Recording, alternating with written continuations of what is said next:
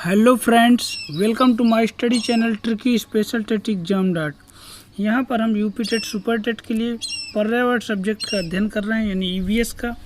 जो आज का हमारा टॉपिक है वह है प्रदूषण से, और इसका यह पार्ट 1 है। प्रदूषण से कई बार एग्जाम में क्वेश्चंस बनते हैं, वायु प्रदूषण, जल प्रदूषण, ध्वनि प्रदूषण। तो यहाँ पर हम पार्ट फर्स्ट में वायु प्रदूषण एवं उनसे संबंधित गैसों से प्रदूषण के विषय में अध्ययन करेंगे। यदि आप हमारे चैनल पर नए हैं तो चैनल को सब्सक्राइब कीजिए, वीडियोज को लाइक कीजिए और अपने फ्रेंड्स के साथ शेयर कीजिए। पर्यावरण प्रदूषण के अंतर्गत हम सबसे पहला प्रदूषण पढ़ेंगे वायु प्रदूषण, एयर पोल्यूशन। एयर पोल्यूशन हमारा दो प्रकार का होता है, एक प्राथमिक वायु प्रदूषण और दूसरा द्वितीयक वायु प्रदूषण। यहाँ पर हम देखेंगे कि जो प्राथमिक वायु प्रदूषण होता है उसके अंतर्गत हम carbon dioxide CO2, carbon monoxide CO और SO2 सल्फर डाइऑक्साइड आता है। प्राथमिक वायु प्रदूषण हमारे carbon dioxide, CO, carbon monoxide और सल्फर डाइऑक्साइड आते हैं। फिर यहाँ पर द्वितीयक वायु प्रदूषण में अमोनिया NH3, ओजोन O3 और पैन जो होता है, यहाँ से फुल फॉर्म पैन का पूछा जाता है। पैन का फुल फॉर्म होता है परऑक्सी एसिटिल नाइट्रेट। ये आपके एग्जाम में क्वेश्चन बनते हैं। क्वेश्चन ऐसे दिया होता है, 4 ऑप्शन दे देगा और पूछ लेगा इनमें से कौन सा द्वितीयक वायु प्रदूषण है। तो आप लोग पैन को बहुत ध्यान दीजिएगा, एग्जाम में क्वेश्चन यहाँ से डायरेक्टली पूछा गया है। और पैन का फुल फॉर्म भी ध्यान दीजिएगा, परऑक्सी एसिटिल नाइट्रेट। नेक्स्ट है हमारा फ्रेऑन गैस। फ्रेऑन गैस का जो फार्मूला होता है CFC, शॉर्ट में इसको CFC कहा जाता है।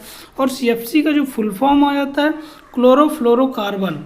यह एक प्रकार की गैसीय प्रदूषण होता है जो ओजोन परत का क्षरण यानी पतला करती है सबसे ज़्यादा। फिर यहाँ पर एक क्वेश्चन बनता है, वेरी इंपॉर्टेंट क्वेश्चन है, धान के खेतों से तथा जुगाली करने वाले पशुओं के हवा छोड़ने में कौन सी गैस उत्सर्जित होती है। तो ध्यान दीजिएगा, उस गैस का नाम है मीथेन गैस और उसका फार्मूला होता है CH4। इसे मार्स गैस के नाम से भी जाना जाता है। एक क्वेश्चन यहीं से आपका बनता है, धूम कोहरा यानी काला कोहरा, इसे स्मॉग के नाम से भी जानते हैं। यह किससे मिलकर बनता है? तो यह कोहरा और कारखाना और चिमनियों से निकलने वाली गंधक यानी सल्फर डाइऑक्साइड से मिलकर बनता है। फिर नेक्स्ट पॉइंट है, कार्बन मोनोऑक्साइड की सर्वाधिक अधिकता भाप और अंगार गैस में मिलती है। यह भी क्वेश्चन आपका पूछा गया, वेरी इंपॉर्टेंट। कार्बन मोनोऑक्साइड की सर्वाधिक अधिकता किससे प्राप्त होती है? तो भाप और अंगार से प्राप्त होती है।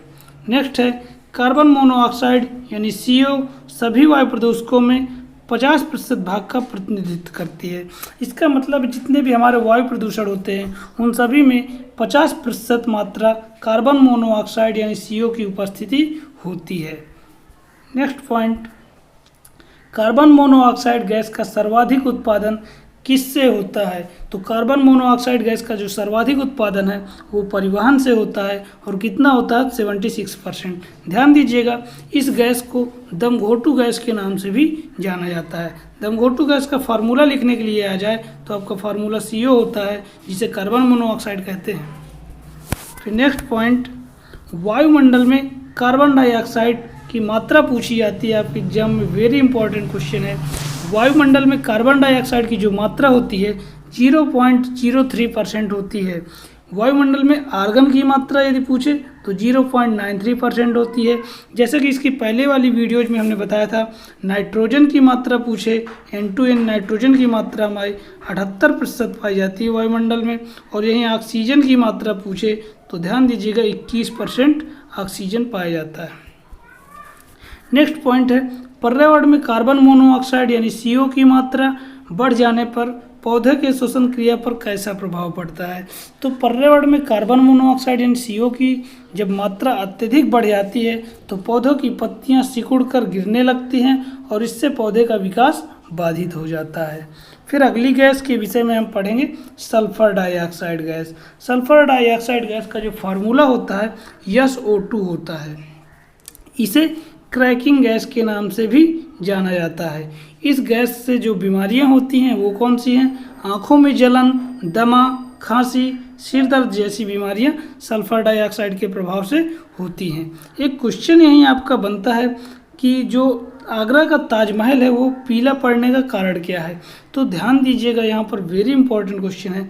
मथुरा तेल शोधक कारखाने से निकलने वाली जो SO2 गैस होती है आगरा के ताजमहल पर पीला पड़ने का कारण है।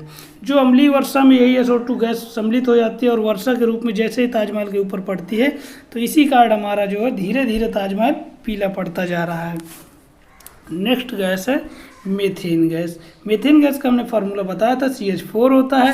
यह हमारा ग्रीन हाउस प्रभाव यानी हरित गृह प्रभाव में इसका योगदान होता है। जो मीथेन गैस होती है, मीथेन गैस को मार्स गैस के नाम से भी जानते हैं। मार्स यानी मीथेन गैस दलदली क्षेत्रों में अत्यधिक पाई जाती है, जैसे धान के खेत हो गए। चूँकि धान के खेतों में पानी अत्यधिक लगता है, अक्सर पानी वहाँ भरा जाता है, दलदली क्षेत्र बन जाता है। कोयले की खदानें हो गई, घरेलू पशु वातावरण में मीथेन उत्सर्जन होता है। यहाँ से एक क्वेश्चन आपका आया हुआ क्वेश्चन है स्टेन लेप्रोसी। स्टेन लेप्रोसी अम्ल वर्षा के कारण प्राचीन भवन तथा मूर्तियों के गलने की संज्ञा। स्टेन लेप्रोसी क्या है?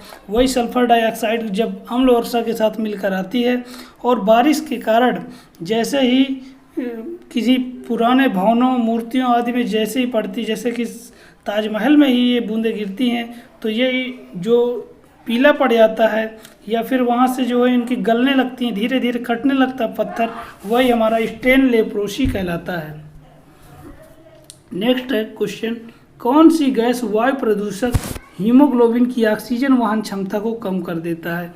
तो यह हमारा कार्बन मोनोऑक्साइड है। क्योंकि जो हीमोग्लोबिन होता है वो ऑक्सीजन का परिवहन करता है और उसी में यदि कार्बन मोनोऑक्साइड की मात्रा अधिकतम हो जाती है तो हमारे शरीर में ऑक्सीजन की कमी पड़ने लगती है। एक क्वेश्चन यहाँ से बनता है, सुपरसोनिक जेट विमानों से निकलने वाली कौन सी गैस होती है जो ओजोन परत को पतली करती है? तो उस गैस का नाम है नाइट्रोजन ऑक्साइड। ध्यान दीजिएगा। फिर नेक्स्ट है लाइकेन्स क्या होते हैं? लाइकेन्स वायु प्रदूषण के सबसे अच्छे सूचक होते हैं। यहाँ से आपका क्वेश्चन पूछा गया है। लाइकेन्स क्या होते हैं? वायु प्रदूषण के सबसे अच्छे सूचक होते हैं। एक वेरी इंपॉर्टेंट क्वेश्चन कई बार एग्जाम में आया हुआ है, भोपाल गैस त्रासदी में मिथाइल आइसोसाइनाइड जिसे मिग गैस के नाम से जानते हैं रिसाव हुआ था और यह रिसाव कब हुआ था? 3 दिसंबर 1984 में हुआ था। तो डेट याद रखिएगा, भोपाल गैस त्रासदी में जो 3 दिसंबर 1984 को किस गैस का रिसाव हुआ था तो उसका नाम याद रखिएगा मिथाइल आइसोसाइनेट, इसे मिग गैस के नाम से भी जानते हैं। नेक्स्ट क्वेश्चन है, विश्व का सर्वाधिक प्रदूषित देश कौन सा है? तो विश्व का सर्वाधिक प्रदूषित देश पाकिस्तान है। फिर एक क्वेश्चन यहाँ से बनता है, इटाई रोग किसकी कमी के कारण होता है? तो इटाई रोग कैडमियम से होता है। किससे होता है? तो इटाई रोग कैडमियम से होता है। ओजोन छिद्र अंटार्कटिका के ऊपर स्थित है। ओजोन छिद्र हमारा कहाँ पर स्थित है? अंटार्कटिका के ऊपर।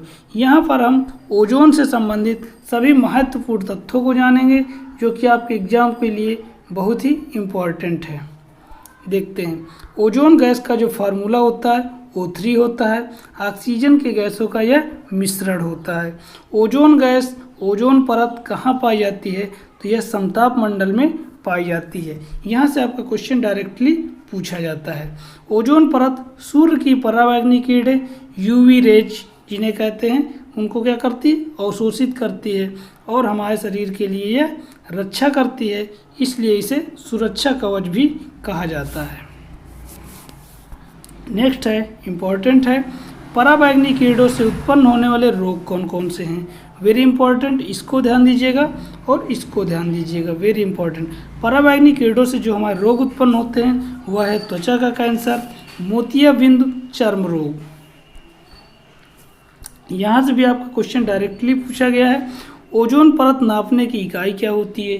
तो ओजोन परत नापने की इकाई डाप्सन होती है। ध्यान दीजिएगा। ओजोन परत की मोटाई सितंबर से अक्टूबर के बीच ज़्यादा कमी आती है। जो ओजोन परत की क्षरण होती है वह हमारा किस महीने में अधिकतर होता है? तो सितंबर से लेकर अक्टूबर के महीने में अत्यधिक होता है। ओजोन परत को सर्वाधिक नुकसान कौन सी गैस करती है? तो ओजोन परत को सर्वाधिक नुकसान क्लोरोफ्लोरोकार्बन जिसे CFC कहते हैं वह अत्यधिक नुकसानदायक होती है। नेक्स्ट है, उत्तरी गोलार्ध में ओजोन परत में सर्वाधिक कमी मार्च अप्रैल में होती है। उत्तरी गोलार्ध में क्या होता है कि जो ओजोन परत में सर्वाधिक कमी होती है वह मार्च अप्रैल में होती है, और ओजोन परत की मोटाई में प्रायः जब कमी आती है तो सितंबर से अक्टूबर के बीच अत्यधिक आती है। फिर नेक्स्ट है, ओजोन दिवस हर साल कब मनाया जाता है? वेरी इंपॉर्टेंट क्वेश्चन है। तो ओजोन दिवस हर साल 16 सितंबर को मनाया जाता है। ओजोन की सांद्रता मापने की सांद्रता क्या होती है? यदि हमारी 200 डाप्सन यूनिट से कम है तो हम कहेंगे कि यहाँ पर ओजोन छिद्र की संज्ञा दे दी जाती है। कहा जाता है कि यहाँ पर ओजोन का क्षरण बहुत अधिक हुआ है और उसे ओजोन छिद्र का रूप दे दिया जाता है। ये 200 डाप्सन से अधिक है तो वह नॉर्मल होता है। फिर नेक्स्ट क्वेश्चन है, ओजोन परत के संरक्षण के लिए एक सम्मेलन हुआ था, तो वह सम्मेलन का नाम क्या है? क्वेश्चन बन जाता है कि मॉन्ट्रियल प्रोटोकॉल का संबंध किससे है? तो मॉन्ट्रियल प्रोटोकॉल का संबंध ओजोन परत संरक्षण से है। या कभी कभार डायरेक्टली क्वेश्चन बनता है, ओजोन परत के संरक्षण के लिए किस सम्मेलन का आयोजन हुआ था? तो मॉन्ट्रियल प्रोटोकॉल सम्मेलन का आयोजन 1987 में हुआ था। नेक्स्ट है, ओजोन परत समताप मंडल में 10 से 50 किलोमीटर की रेंज में पाई जाती है, और ओजोन गैस जो होती है हमारी फोटोकॉपी मशीन से भी निकलती है। फिर next question, very important question, benzene के कारण किस रोग की संभावना सर्वाधिक होती है? तो बेंजीन के कारण जो सबसे अधिक रोग की संभावना होती है वह है रक्त कैंसर। ज्वालामुखी विस्फोटों, कारखानों से निकलने वाली गैस, जंगल में लगी आग से निकलने वाली गैस में कार्बन डाइऑक्साइड गैस होती है। फिर नेक्स्ट है, पारा Hg वायु के माध्यम से शरीर में जब आ जाता है तो यह किस अंग को प्रभावित करता है? पारा को हम Hg से प्रदर्शित करते हैं, और यह वायु के माध्यम से जब शरीर में आता है तो यह किस अंग को प्रभावित करता है? तो ध्यान दीजिएगा, पेट को प्रभावित करता है। जो शीशा होता है जिसे हम लेड भी कहते हैं, लेड का जो प्रदर्शित करते हैं, डिनोट करते हैं, वो हम Pb से करते हैं। वायु के माध्यम से जब लेड हमारे शरीर के अंदर चले जाता है तो यह किसको प्रभावित करता है? मस्तिष्क को प्रभावित करता है। दोनों ही क्वेश्चन एग्जाम में, ARO एग्जाम में पूछे गए थे। नेक्स्ट है लाइकेन। लाइकेन हमारा किससे मिलकर बना होता है? तो लाइकेन हमारा कवक और शैवाल से मिलकर बनता है, और यह वायु का सबसे अच्छा सूचक है। ग्लोबल वार्मिंग यानी कि भूतापीय प्रभाव, या इसी को ग्रीन हाउस गैस प्रभाव कहते हैं। तो ग्लोबल वार्मिंग या ग्रीन हाउस गैस प्रभाव को बढ़ाने में किस गैस का प्रमुख योगदान होता है? यहाँ से क्वेश्चन डायरेक्टली पूछा गया है। तो ध्यान दीजिएगा, कार्बन डाइऑक्साइड की अधिकता के कारण ही ग्रीन हाउस गैस प्रभाव को अत्यधिक ताप बढ़ा देता है, जो कि कार्बन डाइऑक्साइड उसके लिए जिम्मेदार होता है। फिर यहाँ से अम्ल वर्षा के विषय में भी बहुत क्वेश्चन बनते हैं। अम्ल वर्षा, आप प्रैक्टिस सेट देखिए, पुराने प्रैक्टिस सेट देखिए, एक बार वीडियोज को देखने के बाद पुराने प्रैक्टिस सेट जरूर हल करिए और उससे देखिए क्या रिजल्ट निकलता है, क्या कहाँ से क्वेश्चन बनते हैं। अम्ल वर्षा, सल्फर डाइऑक्साइड SO2 की अधिकता के कारण कभी कभी वर्षा जल के साथ सल्फर द्वारा क्रिया कर लेने के पश्चात H2SO4 यानी सल्फ्यूरिक अम्ल का निर्माण हो जाता है, जिससे जल में अम्लीयता आ जाती है। इसे ही अम्ल वर्षा कहा जाता है। इसमें होता क्या है कि जब H2SO4 और नाइट्रिक अम्ल HNO3 दोनों ही शामिल होकर वर्षा के रूप में नीचे आते हैं, वर्षा की बूंदों में ये शामिल हो जाते हैं आपस में क्रिया कर कर, तो वही वर्षा हमारी अम्ल वर्षा कहलाती है। SO2 प्लस NO2 की अधिकता, अम्ल वर्षा सबसे अधिक कहाँ हुई थी? जो अम्ल वर्षा का सूचना केंद्र है वह ओस्लो नॉर्वे में स्थित है। कई बार क्वेश्चन यहाँ से बन जाता है कि अम्ल वर्षा का pH मान पूछ लिया जाता है, तो जनरली हमें मिलता है 4.2 से कम। यदि 4.2 से कम ऑप्शन नहीं है तो 5.6 से कम, ये दोनों ऑप्शन कभी कभार मिल जाते हैं, तो आपको 4.2 से कम ही टिक करना है। ओजोन स्तर के क्षरण का पता सर्वप्रथम किसने लगाया था? तो ओजोन स्तर के जो क्षरण का पता सर्वप्रथम जोसेफ फॉरमैन ने लगाया था। नेक्स्ट क्वेश्चन है हमारा, क्लोरोफ्लोरोकार्बन यानी CFC के बाद ओजोन स्तर का जो दूसरा प्रमुख विध्वंसक यौगिक है कौन सा है, तो नाइट्रोजन डाइऑक्साइड NO2। फिर एक क्वेश्चन हमारा सीटेट में यहाँ से पूछा जाता है, लंदन धूम शीतकालीन मौसम में सुबह कोहरे जैसे दिखने वाला वायु प्रदूषण लंदन धूम्र कहलाता है। यह स्थिति कहाँ उत्पन्न हुई थी, तो लंदन में हुई थी। कब हुई थी, तो सुबह के समय हुई थी, ध्यान दीजिएगा। क्षोभ मंडल की ऊपरी सीमा और समताप मंडल की निचली परत पर पश्चिम से पूर्व दिशा में प्रवाहित होने वाले परिध्रुवीय प्रबल पवन धारा को जेट स्ट्रीम ध्रुवीय बवंडर कहा जाता है। पूछ लिया जाता है कि जेट स्ट्रीम कहाँ पर उमड़ता है, तो समताप मंडल पर ताप एवं दाब की विषमता के कारण एक बड़ा बवंडर उठता है समताप मंडल में, जिसे जेट स्ट्रीम कहा जाता है। नेक्स्ट टॉपिक में हम जल प्रदूषण के विषय में अध्ययन करेंगे। आइए देखते हैं। नेक्स्ट वीडियोज के लिए आप हमारे चैनल को सब्सक्राइब कीजिए, लाइक कीजिए।